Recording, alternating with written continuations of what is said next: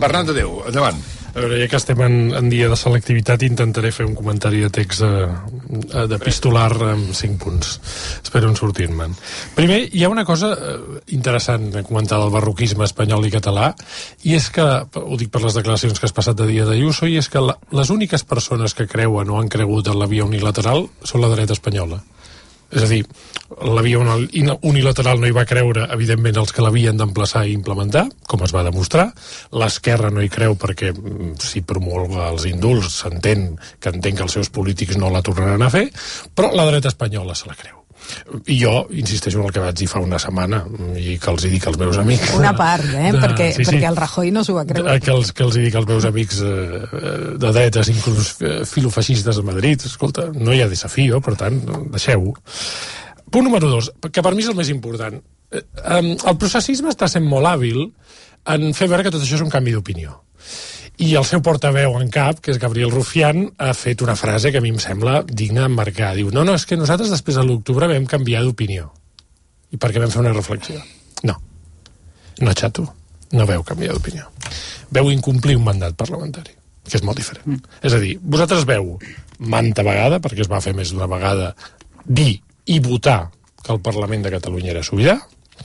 Després de fer-lo sobirà, veu votar unes lleis del referèndum i de la transició nacional que veu incomplir. Per tant, no és una cosa de canvi d'opinió, no és una cosa d'aquelles de dir, no, escolta, és que jo de jove era comunista i després em vaig tornar capitalista. De jove no era ecologista i ara veig que les renovables són el futur. No estem parlant d'allò. Van mentir. I ho recordaré cada dia, per molt que els pesi i per molt que intenteu que no ho faci. Alguns amb males arts, ja sé jo. Ja saben els que els... Ja sé el que voleu. El receptor sap qui és, No, i a més ho intenten d'una forma molt maldestra. I intenten no dir una cosa que és objectivable. Jo estic molt a favor de que la gent canvi d'opinió, perquè em dedico a una disciplina que es diu filosofia, que bàsicament es funda en el canvi d'opinió.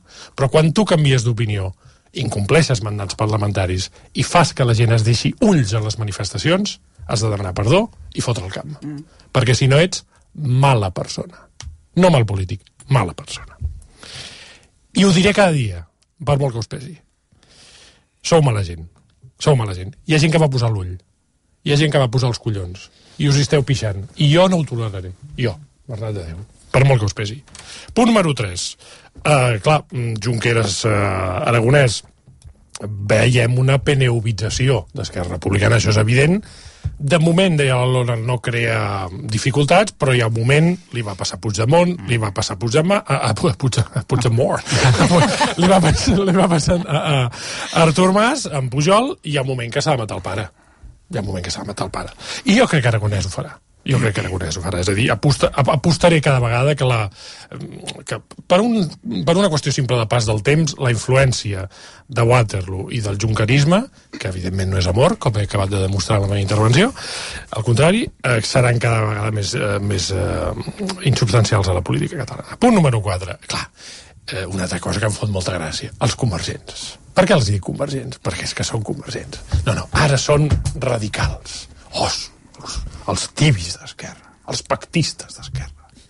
Quim Torra sortint has vist Esquerra. El de la pancarteta?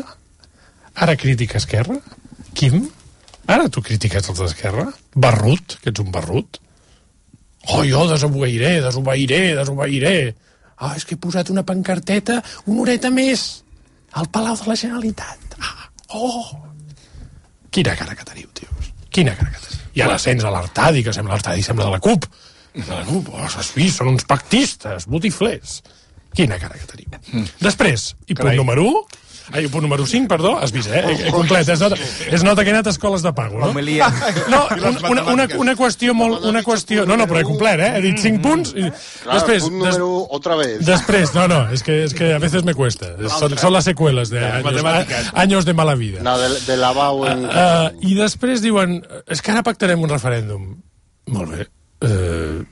El govern espanyol, després d'entendre que la repressió li funciona, és a dir, que després de l'independentisme unilateralista, que ara és pactista, aquest mateix govern espanyol i aquests mateixos aparells ideològics de l'Estat tindran algun incentiu per pactar un referèndum? Oi que això tothom ja sap que no és cert. Llavors, corol·lari final, deixem d'enganyar la gent, diguem la veritat, per molt que sigui dolorosa, i sobretot, si heu incomplert mandats parlamentaris, si heu enganyat a la gent, si heu fet que la gent posi el cos, es faci mal, i l'heu deixat de banda, feu-nos un favor, foteu el cap.